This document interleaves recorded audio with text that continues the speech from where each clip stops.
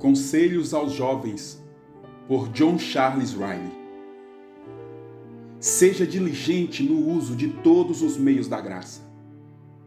Frequente com regularidade a casa de Deus, sempre que suas portas estiverem abertas à oração e à pregação. E faça-se presente ali, sempre que lhe for possível. Seja constante em santificar o dia do Senhor, e daqui em diante, decida que um dia em 7, o dia do Senhor, será dedicado àquele que o possui por direito. Eu não gostaria de deixar qualquer falsa impressão em sua mente. Não saia por aí dizendo que eu falei que a verdadeira religião consiste, no seu todo, em observar os deveres de sua igreja. Eu não disse tal coisa. Não desejo que você se torne um formalista e um fariseu. Se você acha que o simples fato de conduzir o seu corpo a um certo local, em certas horas, em um certo dia da semana, o tornará um cristão e o preparará para encontrar-se com Deus, digo-lhe claramente, você está miseravelmente enganado. Quaisquer atividades realizadas sem um coração servil são inúteis e vãs. Os verdadeiros adoradores são apenas aqueles que adoram o Pai em espírito e em verdade, porque são estes que o Pai procura para seus adoradores. João capítulo 4, versículo 23. Todavia, os meios da graça não devem ser desprezados por não serem meios de salvação. O ouro não é alimento, portanto não pode ser ingerido, mas por esse motivo, você não diria que é coisa inútil, nem o jogaria fora.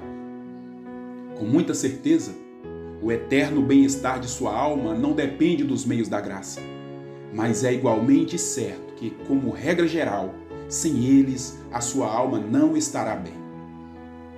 Deus poderia levar todos os salvos ao céu em uma carruagem de fogo, como fez com Elias, mas não age dessa maneira.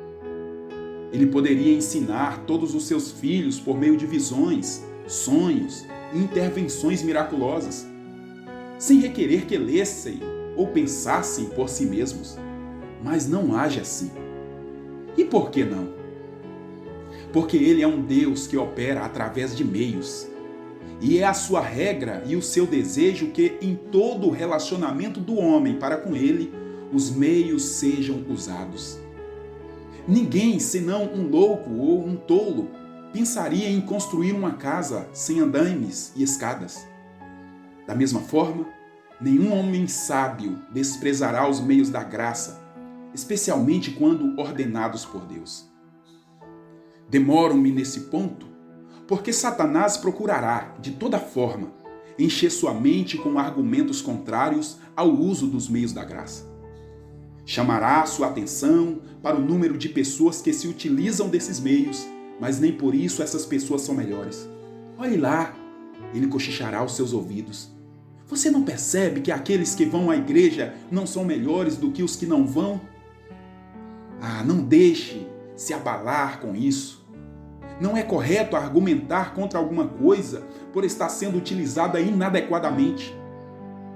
Devido ao fato que muitos daqueles que observam os meios da graça não se nutrem por eles, não se pode concluir que esses meios para nada servem. Os medicamentos não devem ser desprezados apenas porque muitos daqueles que tomam medicamentos não recobram a saúde. Ninguém pensaria em desistir de comer ou beber somente porque muitos comem e bebem de forma desregrada e causam enfermidades a si mesmos. O valor dos meios da graça, assim como o valor de outras coisas, em grande medida depende da maneira e da disposição com que os utilizamos. Demoro-me também nesse ponto por causa da grande preocupação que sinto para que cada jovem ouça regularmente a pregação do Evangelho de Cristo. É impossível dizer-lhe o quanto penso ser isto importante. Pela graça de Deus, que a pregação do Evangelho possa ser o meio usado para a conversão de sua alma, para levá-lo a conhecer Cristo como seu Salvador pessoal e torná-lo um verdadeiro filho de Deus no procedimento e na verdade. Isso seria um motivo de eterna gratidão. Seria um evento sobre o qual os anjos se regozijariam. Mesmo quando isso não acontecesse, na ministração do Evangelho, há uma influência e um poder restringente, sobre os quais desejo sinceramente que todo jovem esteja.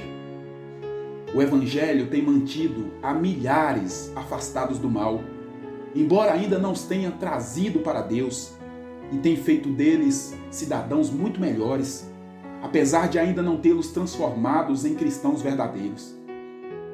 Há um certo poder misterioso na pregação fiel do Evangelho, que afeta imperceptivelmente as multidões que o ouvem, muito embora não o recebam no coração. Ouvir domingo após domingo o pecado sendo humilhado e a santidade sendo exaltada, Cristo sendo enaltecido e as obras do diabo sendo combatidas, o reino dos céus e suas bem-aventuranças sendo relatadas e o mundo e a sua futilidade sendo desmascarados, isso dificilmente deixará de produzir um bom efeito na alma. Depois de ouvir essas coisas, torna-se muito mais difícil levar uma vida dissoluta e sem moderação. O Evangelho atua como um instrumento de restrição salutar sobre o coração do homem. Creio que esta é uma das maneiras pela qual se cumpre a promessa de Deus. Assim será a palavra que sair da minha boca, não voltará para mim vazia. Isaías 55:11. Há muita verdade no que Whitefield afirmou. O Evangelho afasta muitas pessoas das grades e da forca, mesmo quando não as afasta do inferno.